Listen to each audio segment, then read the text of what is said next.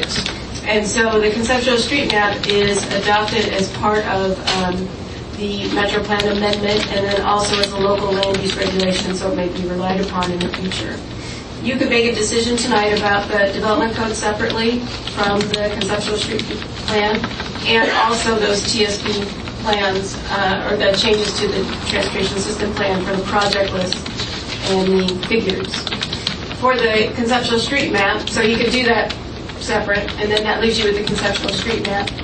For the conceptual street map, I think you have a couple options. You could move forward with an approval as proposed to the City Council, and then the City Council can evaluate it, understanding that all this information is in the record, and they will hear it again, I'm sure, and also be able to evaluate the information that's already in.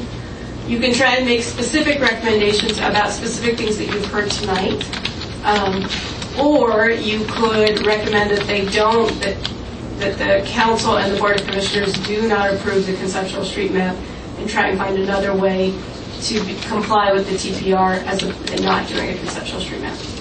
Does that answer your question? Okay, let me reiterate it back. First of all, there's the code changes. Yep. The second of all is that, well, actually the third that I understand really clearly is the conceptual street map, and the third was what the right-of-ways and proposed street cross-section designs. Was that what was the third part?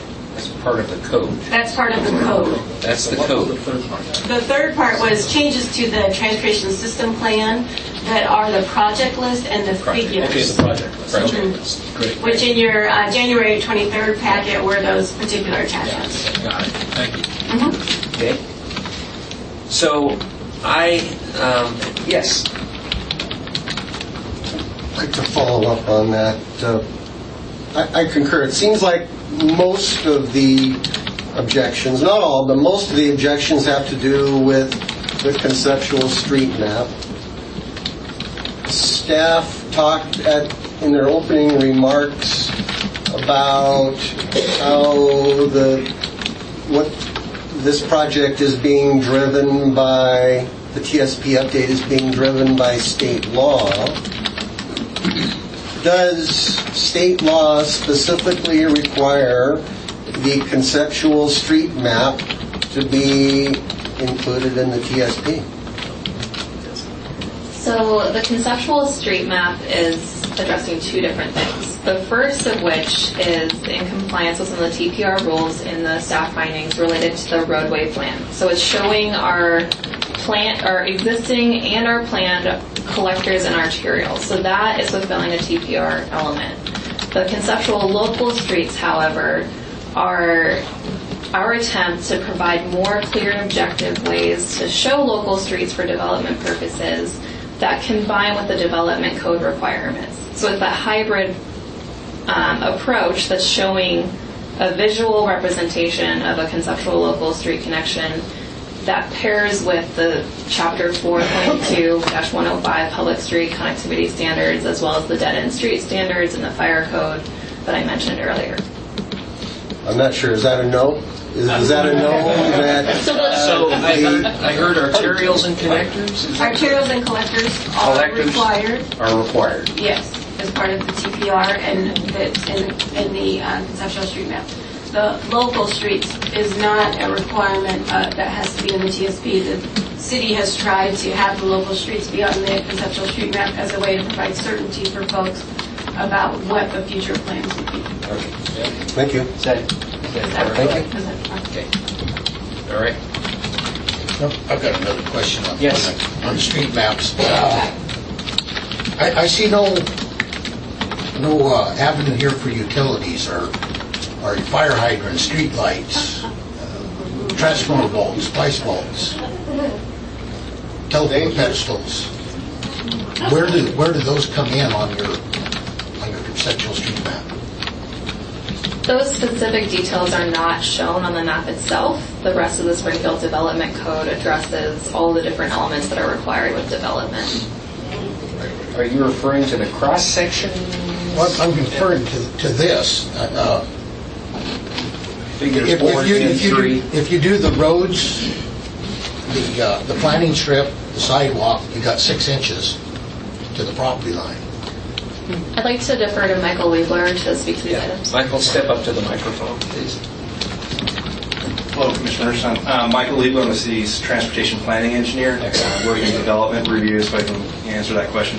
Utilities are often located within the right-of-way cross-section or within a public utility easement on either side of the right-of-way. So for electric and power, we'll often have a public utility easement that is outside. It's pretty common throughout all of our roadway systems to run their utilities. They often do also run them in the right-of-way.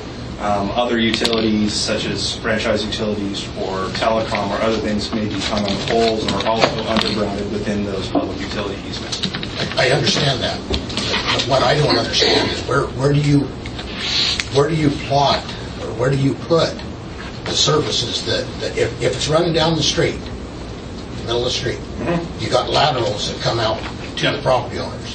You got pedestals, you got transformers, maybe power poles, lighting. Where do you put that in this? Those would typically go into the public utility easements, or they would go into the landscaping strip, like street lighting poles. There's engineering design standards for whether it's curbside or setback sidewalk. If it's curbside sidewalk, the pole would go right behind the sidewalk. If it's a landscaping strip, then the street light would go within the landscaping strip and run along with the street trees. And then we have street spacing standards that kind of work with that. So it's an extra design element that's usually part of the actual road design in coordination with Team Springfield members in terms of public utility easement or within the right-of-way for where to run a lot of those utilities. I'd like to have input from them. I really, Okay. I just don't. This is my business somewhat. Yeah. And I don't see where you're going to put it. I can't. Okay. There's two things. There's one with the within the sidewalks where you can't have surface mounts. Yeah. That's raising big issues that I think. Yeah. And also then where you plant everything else. But Very, very often we try to have like the meters for maintenance purposes placed, like a sub-water meter is usually placed right outside the right-of-way on the actual private property that it serves for that water. Telephone risers also work in the public utility easement for a specific property that is along that frontage. So where we're kind of trying to focus in the development code is typically the utilities that would be occurring within the right-of-way, not so much within the public utility easement as dedicated to serve those properties.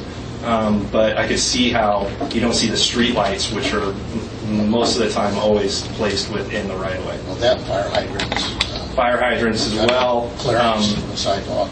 The amount of clutter on the visuals we could add, it's kind of a given. The spacing and other requirements for the fire hydrants, depending on hose lay length and other things like that, are very detailed in terms of the actual roadway design. And the visuals are kind of just to support what the developer is their responsibility to put into the roadway infrastructure would be. The utilities are an added thing negotiated with the property owners and the developers outside the public utility easement, but also the fire hydrants. So you may have a stretch of road that has lay length that doesn't have the hydrant in that location.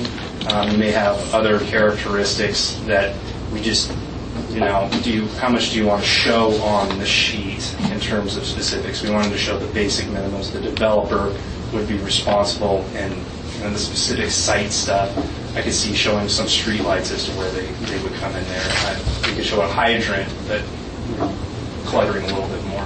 Yeah, so you just kind of work that out as in the development phase. Yeah, once it gets into the public improvement process and the plans are starting to develop, then sub and the other utilities come in and add their notes and add their things. And if they need to place something in the right of way because there just isn't any available room or topography features or various other things, then we work with them to cite those. Most of the time outside of anything that would be a sidewalk, so it wouldn't obstruct ADA or have any other issues with operations. Okay. All right. A couple of things in summary. I heard some themes tonight again. One certainly is around the Main Street corridor. I heard some recommendations come forward in relation to removing the main